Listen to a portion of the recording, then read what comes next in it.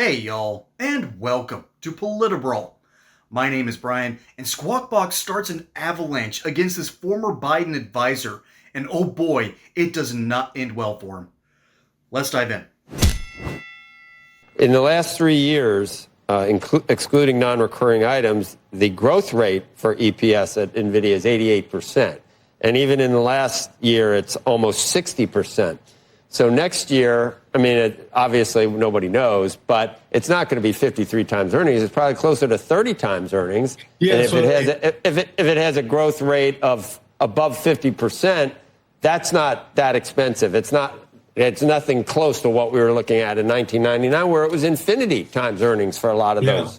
And I'm not trying to be a fanboy for NVIDIA, but I'm just wondering which multiple we really use to get an accurate look at whether it's overvalued or not.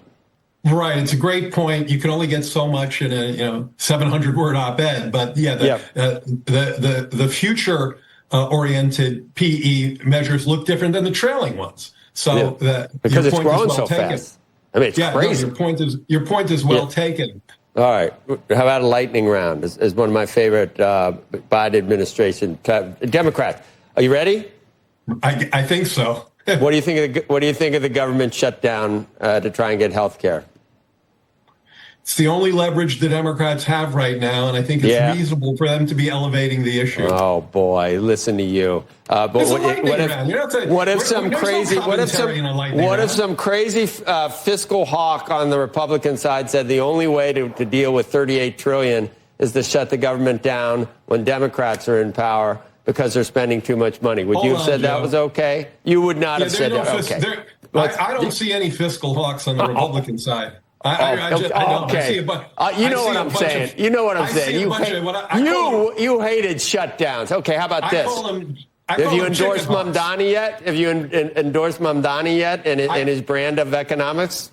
You were hawks on the Republican side. I call them chicken hawks. That is, they make the deficit look much worse, and then all of a sudden they become fiscal hawks. You're avoiding the. Okay, how about who you backing for mayor of New York City, even though you don't live here? Yeah, I leave that to the folks who live there. I think punting again. I think Mamdani is really impressive.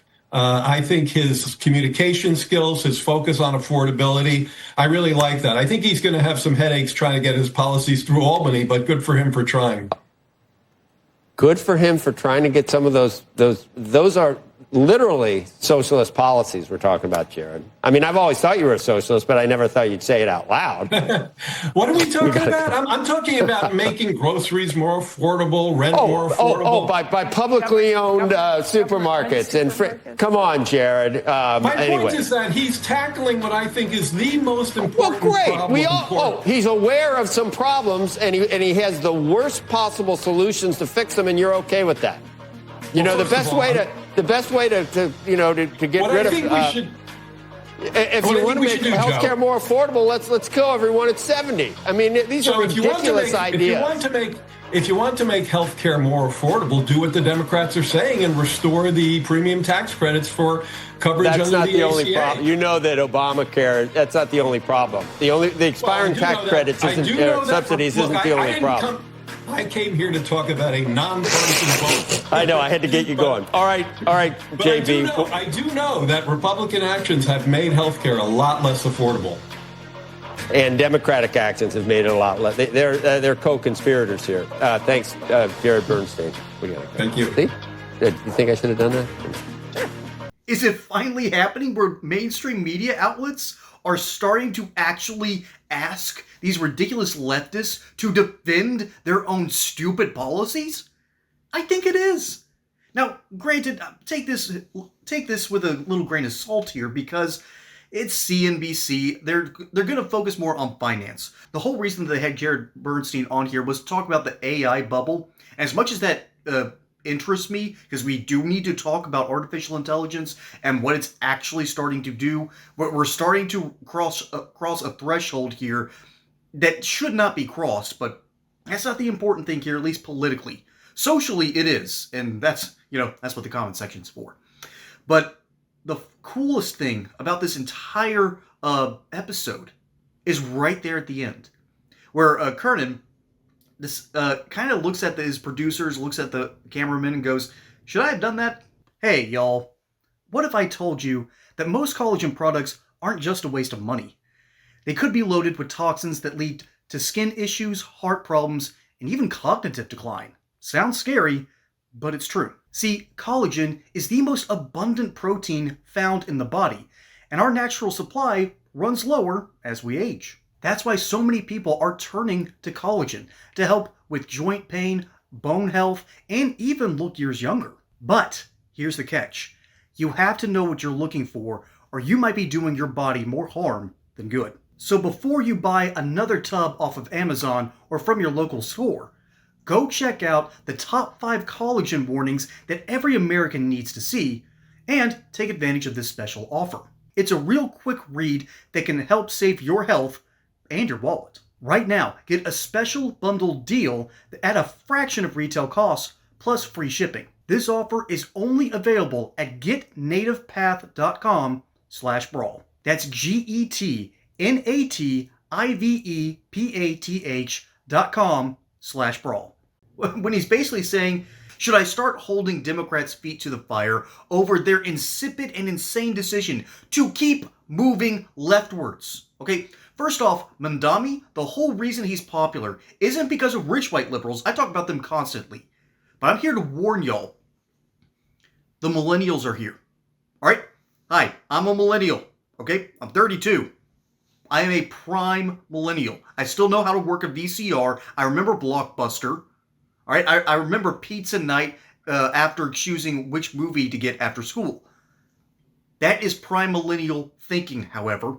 Thinking that the system is going to work, or if you just add more bureaucracy, more socialism-style policies, everything's going to get better.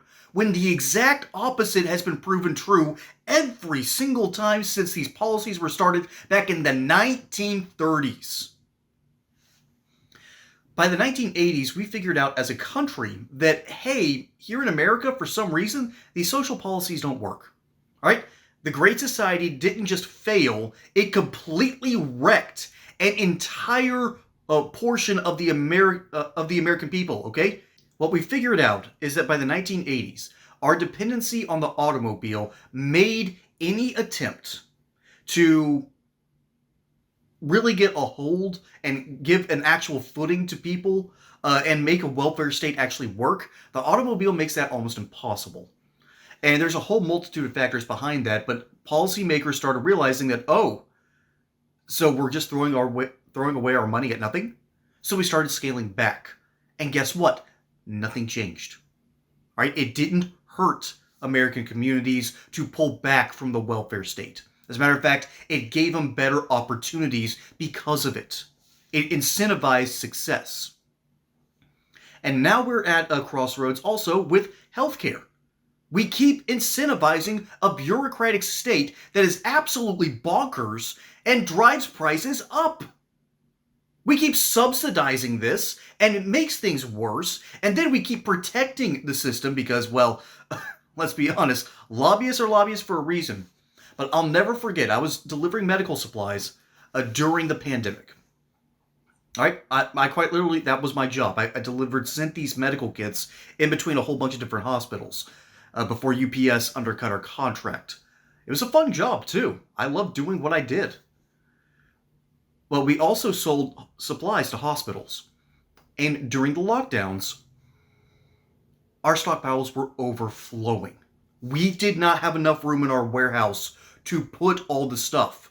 We quite literally got to a critical point. Fortunately, the hospitals came to their senses because they were using a shortage by not buying as much supplies as they actually needed in order to see if they could squeeze more money out of the state government.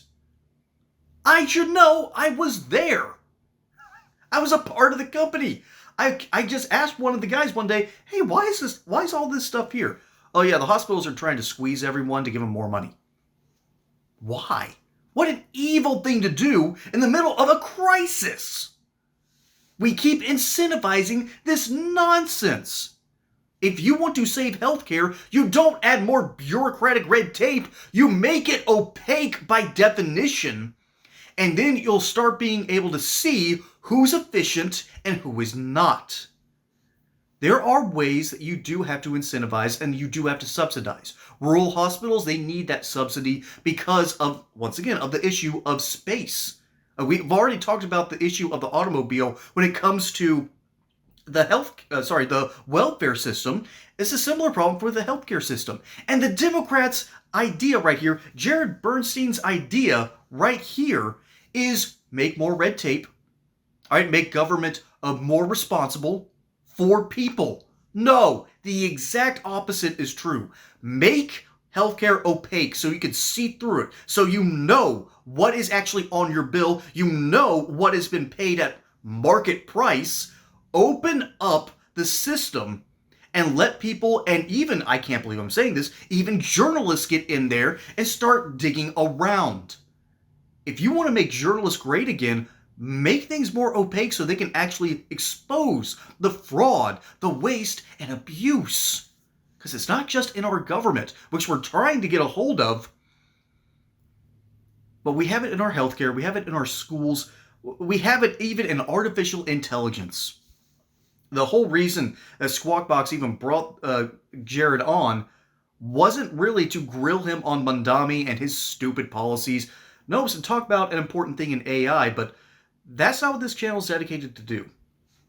We're not here to talk about artificial intelligence, although we've got to get a handle on it. I personally say if you want to have artificial intelligence and AI created videos, there has to be a watermark. There has to be a warning label or something like that. That's a common sense solution. But it's also making something transparent. I think I've been using the word opaque. I've been using that incorrectly. I mean transparent. If there's no transparency in our healthcare, costs are going to rise. If there's no transparency in our government, our trust is going to go down. If there's no transparency from our own journalists, we're no longer going to believe the truth. Transparency is the key to a healthy democracy, and we finally saw that. And of course it came from CNBC because they don't care as much about the news and pushing the needle. They care about making money off the stock market.